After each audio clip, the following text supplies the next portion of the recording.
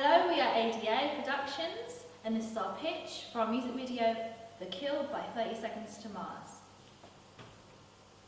So our narrative, when analysing the lyrics to The Kill, which was part of our research, we interpreted that there was an abusive relationship or some kind of power struggle between lovers, because it's a first-person narrative and it's always speaking to another person. So we wanted to create an abusive relationship, but not a stereotypical one in which the female is always being abused, because that we think is quite stereotypical to the genre and to real media texts. We wanted to create a sort of intense relationship which is very unstable, and it's like they're both the reason for the other person's internal conflict and things like that. So we did this to challenge genre stereotypes as well as gender expectations and existing products. It's an unconventional narrative in music videos. It is becoming more conventional, but we thought that this would be definitely a way to conform to real media text while also developing conventions of real media texts. So the music video takes place after an argument. The male character leaves the house, which we want to have at the beginning of the music video, and then followed by flashbacks of the argument and just kind of the female character's mind deteriorating and looking back on everything that's happened. And although we do want to focus on the male character also, we do want the focal point to be on the female protagonist, because this would be conventional to the genre and also show how females in relationships can sometimes be the ones who kind of think about it more, and that the male kind of is emotional about it but doesn't like to show their feelings, which we think our audience will definitely be able to relate to, and so the uses and gratification theory can be applied to it also. We also want it to be a non-linear narrative, so like I said, with the flashbacks, and so we want to include a plethora of scenes which depict the couple from before. So the woman, we want her to be looking at photographs of them when they were happy, and then also have flashbacks of them looking quite happy together, and then followed by scenes of them fighting and arguing. Now let's talk about our protagonists. Our first protagonist was a female called Paula, who was 27 years old, Caucasian, and her height was 5'6". She has green eyes, medium-length brown hair, thick eyebrows, and a curvy figure. She is frustrated, independent, self-assured, and has gumption. So when referring to her costume, throughout our music video, Paula will be wearing an oversized male shirt to represent the relationship with the other male protagonist, and black leggings, hence objectifying her to our male target audience, introducing Laura's role be good. Whereas Ryan, he's a 26-year-old, also Caucasian, and he is 6 foot. He has hazel eyes, dark brown short hair, freckles, a toned body, and a prominent cheekbones and jawline. So his attributes are frustrated, an introvert, stroppy, and sensitive. For his costume, throughout our music video, Ryan will be wearing black jeans, a black jumper, boots, and a denim jacket, therefore creating a sense of verisimilitude within our target audience. Now leading on to the band members. Mark, the lead singer, is 18 years old, mixed race and 5'7".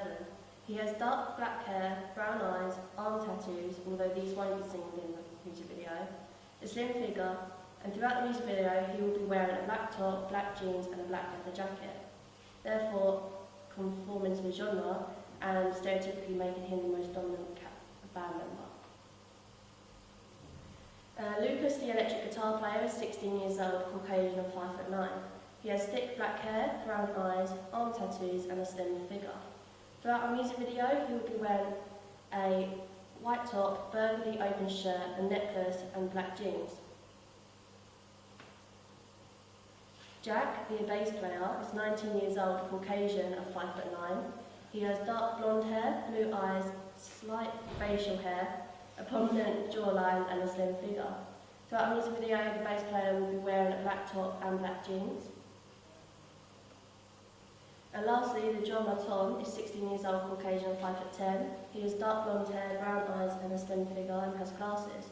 Throughout production, the drummer will be wearing a black top, denim jeans and a dark grey hoodie with the hood up, and therefore making him more mysterious within our music video. So the certification of our music video is a 15 certificate because it may contain elements of strong violence, language, as we want to include some shots of the woman mouthing quite horrible things at the male to represent her as quite threatening and violent and not necessarily the victim. And although those won't be heard, we want to kind of show that she's mouthing the words, really to kind of create this sense of verisimilitude, because when you're in an argument you do swear at each other and things are said. So this would be inappropriate for an audience younger than 15. There will be hinted sexual activity through the costume, as Amber said. Nudity in that we will be including a bathroom scene, a shower scene. So while no body parts will be seen, our protagonist will be naked in the music video. And also there will be drug taking, so drinking, and there will also be a bottle of pills. So while everything in the video is kind of hinted at and not necessarily dwelling on any violence or things like that, there will be shots of the drugs and also a few shots of blood in the music video, which a young audience might find quite upsetting or disturbing.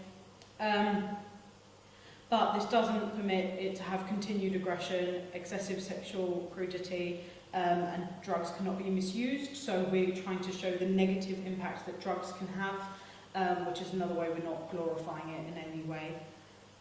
So therefore our music video would best fit within the 15 certificate. Obviously when creating our ancillaries we'll take into account that these will be seen by everyone, so they won't include the mature themes that our music video will have, but in terms of the music video that will be a 15 certificate.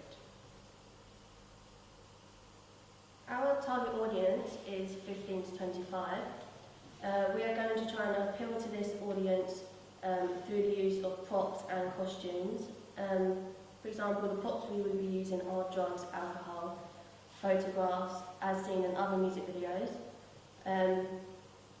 Stereotypically, the alternative rock genre does appeal to a niche audience. However, with the use of pop-inspired and other genres inspired into our music video, we're hoping to appeal to a mass audience. There is, like Andrew said, there is one specific scene that we're including whereby the female will be in the shower, thus objectifying her to our male audience, in which alternative rock is mainly appealed to. Although the costumes of our protagonists aren't stereotypical to the genre, we will be putting that convention into the costumes of the band, whereby each member is wearing like either a leather jacket or a shirt to represent this genre. And we also, through the costume, want to represent that as opposed to the band. The characters are kind of real people and they could be within a real situation. So again, creating that sense of verisimilitude and also conforming to the genre in that in many rock videos, especially in modern music videos, there's always the band performance and they're very stereotypical, and then you've got a romantic narrative or a narrative to do with a couple, and I think our choice of costume kind of relates to that also, because it's a sense of verisimilitude portrayed through their costume, so they're completely separate to the band, they're real people, which would definitely appeal to our target audience as they could again identify with them. So Amber analysed Take Me to Church by Hosier, which was similar to our music video.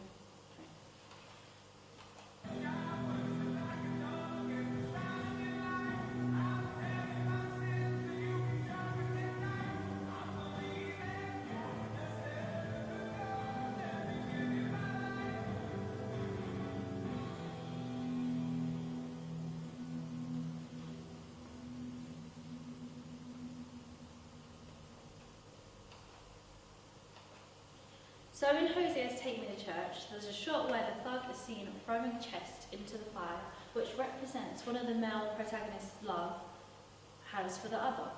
And as a result, this could inspire us to create a shot where our female protagonist could be seen throwing pictures into a fire, which connotes that their relationship is toxic yet powerful. I analysed Everybody's Fool by Evanescence.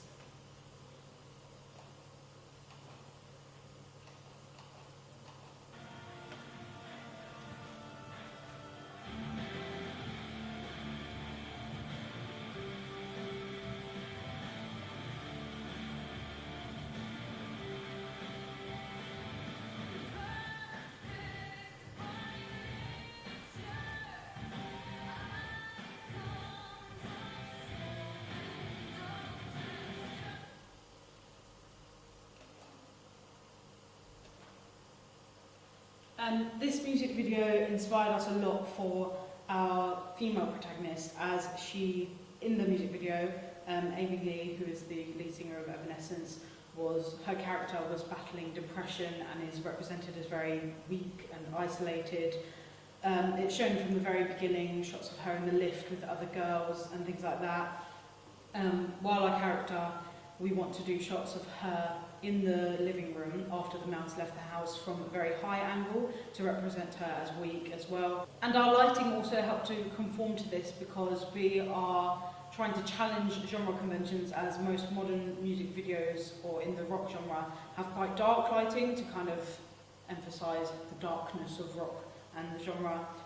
But to develop this convention shown in this music video and also some other new age music videos, we wanted to include quite bright lighting in the scenes where the female is in the living room, which is intersectional to this video, in which the woman was in the hotel room and there was bright light pouring through the window, and it creates the binary oppositions between the outside world and how bright and happy it is, and her depression, because no matter how bright it is outside or how happy it is, it's not going to affect her mood, and nothing can change the way she feels because of what's going on in her life.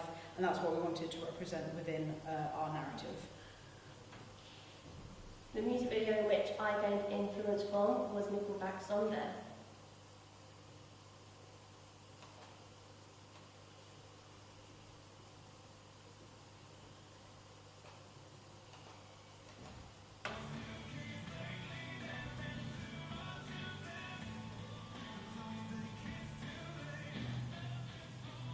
As you can see within this video, the female is packing a suitcase, in which presents the emotional narrative behind the music video to the audience.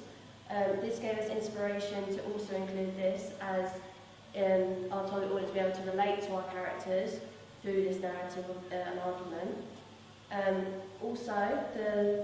For our target audience, which ranges up to 25, very similitude would apply to them, as in today's society, most things are sorted through arguments.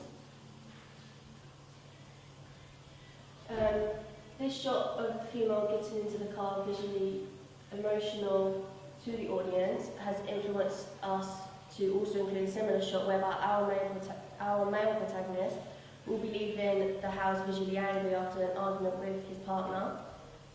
We feel that this might appeal more to the male audience, as although the female is stereotypically more emotional, the male does somewhat present some emotions. It might not be to the other partner, but secretly a male does feel emotions, and so would go to his car and present these. These are some of the storyboards. So as you can see, the shot that Danielle just described is here. So the shot of the male leaving the house and getting into the car, and also driving off at the end. And there's also the shot of the band here. So it shows that we are going to include a narrative, a romantic narrative, alongside a band performance, which really is stereotypical to the genre and would appeal to our target audience. So it's going to present all the locations that will be within our music video to the audience. Yeah, so we're going to have some of the shots inside the living room, so like these two are, and then these shots are within the bathroom, so when the female protagonist is having the shower, and then also at the beginning of the music video, like we said, it's outside after the male has just run out of the house. At the end of the music video, we also plan to do a sequence of jump shots, which shows many of the locations within the house, and also alongside these there'll be shots of the female protagonist and male protagonist arguing, so it's kind of the stillness of the house creating binary oppositions between the couple's relationship, so it shows how quite fragile it is. So with the shots of like chandeliers and glasses and glass cabinets, it kind of shows how fragile everything is around them and how the stillness of the house is completely opposite to their relationship, which is very volatile and fiery, and that also conforms to the shots of the fire. And then at the end, we're going to, like we said, it's a non-linear narrative. It's going to be quite a cyclical narrative.